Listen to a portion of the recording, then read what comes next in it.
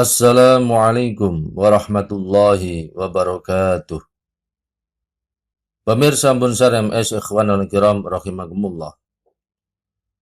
Ada 3 macam istilah yang cukup populer sekali di kalangan para ulama dan para penuntut ilmu, yaitu syariat, thariqat, dan hakikat. Ketiga macam istilah ini seringkali disalahpahami oleh sebagian orang, terutama golongan yang minim tentang pemahaman syariatnya. Bahkan tak jarang, sebagian mereka sangat membanggakan diri dengan mengklaim telah mempelajari ilmu hakikat. Sampai-sampai mereka juga berani menyepelekan kewajiban dan meremehkan larangan Allah SWT dengan dalih telah mencapai makom hakikat. La haula wa la quwwata illa billahil aliyyil azim. Padahal level dasar dari ilmu akidah atau ilmu fikih atau ilmu akhlak saja belum pernah mereka kuasai sama sekali. Apalagi pendalaman ketiga macam ilmu tersebut, sama sekali mereka belum pernah menyentuhnya. Termasuk ilmu alat semisal nahwu, shorof, dan balaghah juga belum mereka kuasai sama sekali. Karena tentunya, untuk mendalami ketiga macam ilmu tersebut, yakni akidah, fikih, dan akhlak, mesti harus menggunakan ilmu alat yang sangat memadai. Tidak bisa tidak sama sekali. Sebab ketiganya adalah wilayah ilmu syariat yang penjelasannya dibahas secara mendalam oleh para ulama di dalam kitab-kitab besar yang notabene berbahasa Arab. Sementara versi terjemah sama sekali tidak dapat mewakili 100% dari kitab bahasa aslinya, yakni bahasa Arab. Dari sini, sangat penting sekali untuk mengetahui dengan baik tentang ketiga macam istilah yang cukup populer tersebut, yakni syariat, thariqat, dan hakikat. Karena kekeliruan dalam memahami ketiganya dapat berakibat sangat fatal, bahkan bisa berujung kepada kesesatan dan kekafiran. Wa na'udzubillahi min dzalik. Karena itu, dalam pembahasan ini kita akan merujuk kepada penjelasan-penjelasan para ulama besar yang benar-benar sangat membidanginya. Rujukan-rujukan tersebut insya Allah akan kami sajikan pada tayangan video bagian kedua dan ketiga. Sementara dalam tayangan video bagian 1 ini, akan kita fokuskan pada pembahasan tentang pengertian ketiga macam istilah di atas, yakni syariat, thariqat, dan hakikat. Semoga Allah SWT melimpahkan taufik dan ridhonya kepada kita semua. Amin ya rabbal alamin. Nomor 1, syariat ialah semua hukum yang diturunkan oleh Allah SWT kepada Rasulullah SAW dan yang dipahami oleh para ulama dari kitab dan sunnah, baik secara tekstual ataupun kontekstual, sehingga hukum-hukum yang menjelaskan tentang ilmu tauhid, ilmu fikih, ilmu tasawuf, atau ilmu akhlak, semuanya dinamakan syariat.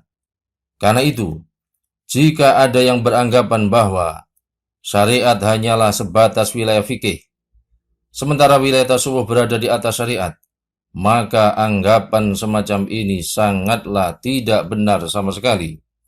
Karena semua hukum yang dibawa oleh Rasulullah SAW adalah syariat, termasuk ilmu tasawuf, yang sebagian orang menyebutnya sebagai bidang tazkiyah atau ihsan.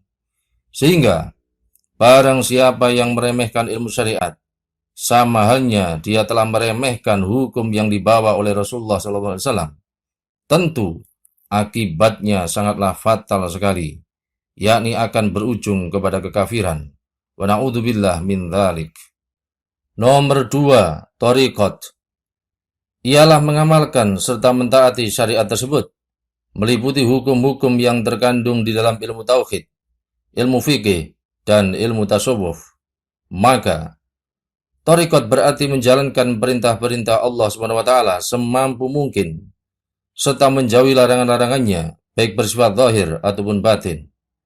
Thariqat juga berarti menjauhi perkara-perkara yang haram, yang makruh, dan berlebihan dalam perkara mubah, serta mengerjakan perkara-perkara yang wajib dan yang sunnah yang dimampui, melalui belajar di bawah bimbingan ulama yang mumpuni. Dengan demikian, jelas sekali bahwa syariat adalah semua hukum Islam, baik menyangkut wilayah zahir ataupun batin. Sehingga, syariat merupakan wilayah teori hukum Islam, sedangkan thariqat merupakan wilayah pengamalan hukum syariat sepenuhnya, secara istiqomah, baik zahir ataupun batin, dengan didasari niat semata-mata hanya untuk mencari ridho Allah Subhanahu wa taala. Nomor 3, hakikat ialah buah dari pengamalan hukum syariat secara istiqomah, baik zahir ataupun batin. Dengan kata lain, hakikat tak lain adalah buah dari thariqat, dan buah tersebut berupa wusul, yakni mencapai makrifat kepada Allah Subhanahu wa taala. Para ulama mengumpamakan syariat seperti sebuah perahu, sedangkan thariqat adalah lautan. Kemudian hakikat adalah mutiara sangat berharga yang berada di tengah lautan. Sebagian lagi mengumpamakan syariat seperti sebuah pohon, adapun thariqat adalah ranting-rantingnya, sedangkan hakikat adalah buah-buahnya. Sebagai buah dari thariqat, maka hakikat tidak dipelajari dari seorang guru. Namun, hakikat hanya bisa dipahami langsung dari Allah Subhanahu wa taala. Sehingga hakikat merupakan anugerah langsung dari Allah Subhanahu wa taala kepada seorang hamba yang senantiasa mengamalkan syariatnya secara istiqomah. Allah Subhanahu wa taala berfirman, A'udzu billahi minasyaitonir rajim. In tattaqullaha yaj'al lakum furqana. Jika kamu bertakwa kepada Allah, niscaya Dia akan memberikan kepadamu furqan, yakni pemahaman dalam hatimu yang kamu peroleh langsung dari Tuhanmu tanpa perantara seorang guru. Quran Surat Al-Anfal ayat 29. Allah Subhanahu wa taala juga berfirman, A'udzu billahi minasyaitonir rajim. Wattaqullah wa yu'allimukumullah. Dan bertakwalah kamu kepada Allah, dan Allah akan mengajarimu, yakni tanpa perantara seorang guru. Quran Surat Al-Baqarah ayat 282. Maka, siapapun jangan pernah berharap atau mengklaim mencapai hakikat, jika syariatnya saja masih minim dan thariqatnya juga masih sering bermasalah.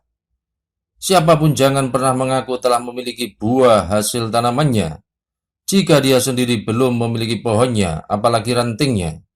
Sungguh mustahil jika ilmu tingkat dasar saja belum dimilikinya, tetapi seseorang mengklaim telah menulis sebuah disertasi. Dan sungguh amat mustahil jika nahwu level al-jurumiyah saja masih sangat lemah, namun dia mengaku telah menguasai nahwu level alfiyah Ibni Malik. Demikianlah pembahasan dalam tayangan video kali ini. Semoga membawa manfaat dan keberkahan bagi kita semua di dunia dan akhirat.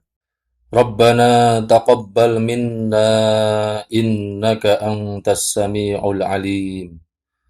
Wa tub 'alaina innaka antat tawwabur rahim.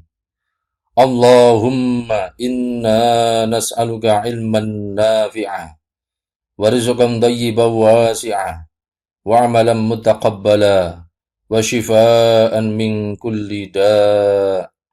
Amin ya rabbal alamin. Wallahu ta'ala a'lam bissawab. Wassalamu alaikum warahmatullahi wabarakatuh.